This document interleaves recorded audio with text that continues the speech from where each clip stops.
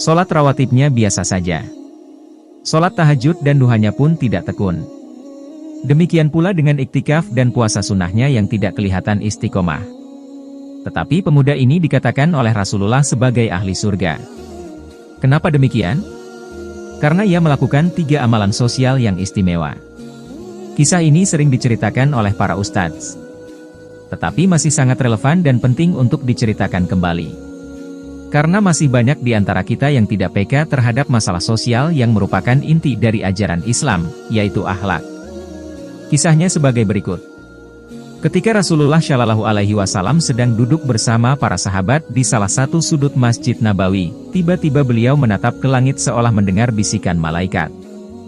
Kemudian Rasulullah kembali menatap para sahabat, dan bersabda, sebentar lagi akan muncul di hadapan kalian seorang lelaki penghuni surga.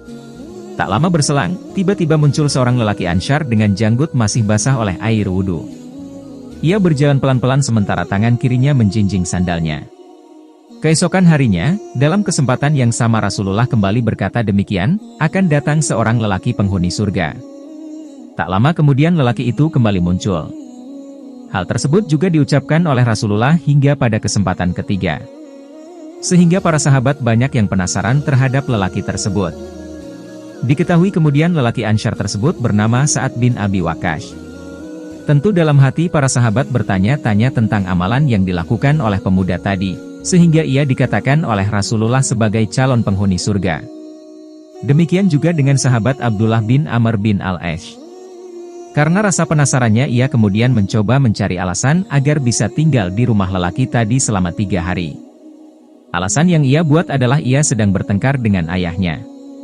Ternyata Abdullah pun diizinkan oleh lelaki itu untuk tinggal bersamanya selama 3 hari. Maka selama 3 hari itu ia menyelidiki keistimewaan lelaki Ansyar itu.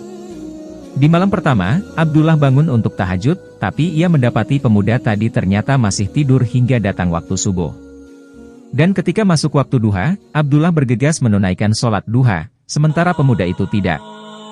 Bahkan ketika Abdullah sedang berpuasa sunnah, pemuda itu ternyata malah tidak puasa sunnah. Hingga hari ketiga Abdullah tinggal bersama Sa'ad, ia belum menemukan keistimewaan dari pemuda tersebut.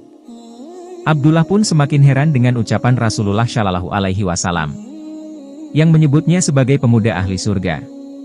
Akhirnya Abdullah memutuskan untuk bertanya langsung pada pemuda tadi. Wahai Sa'ad saudaraku, sesungguhnya tidak pernah terjadi pertengkaran antara aku dan ayahku. Tujuanku menginap di rumahmu adalah karena aku ingin tahu amalan ibadah apa yang engkau lakukan sehingga Rasulullah menyebut-nyebut engkau sebagai pemuda ahli surga. Tetapi setelah aku amati, tidak ada amalan istimewa yang engkau amalkan, engkau tidak tahajud, pagi hari pun kau lalui tanpa sholat duha, bahkan syaum sunnah pun tidak, ucap Abdullah. Sa'ad bin Abi Waqqas menjawab, benar tidak ada amalan lain yang aku kerjakan kecuali seperti apa yang engkau lihat. Jawaban itu sungguh tak memuaskan hati, dan Abdullah pun berpamitan untuk pulang. Namun, ketika Abdullah berpaling melangkah keluar dari rumah, laki-laki tersebut memanggilnya dan berkata, amalan ibadahku memang hanya seperti apa yang engkau lihat. Hanya saja ada hal yang tidak engkau lihat. Bahwa aku berusaha untuk selalu jujur kepada siapapun. Aku juga berusaha untuk tidak menyakiti hati orang lain. Selain itu aku selalu menjaga tali silaturahim, terang Sa'ad. Mendengar penjelasan lelaki itu Abdullah pun terkejut, dan berkata, demi Allah, engkau benar-benar ahli surga. Ketiga amalan itulah yang belum aku amalkan. Dari kisah di atas dapat ditarik kesimpulan, ternyata yang membuat Sa'ad dikatakan oleh Rasulullah sebagai ahli surga adalah bukan disebabkan karena ia tekun sholat malam, rajin sholat duha, rajin iktikaf, dan sering puasa sunnah.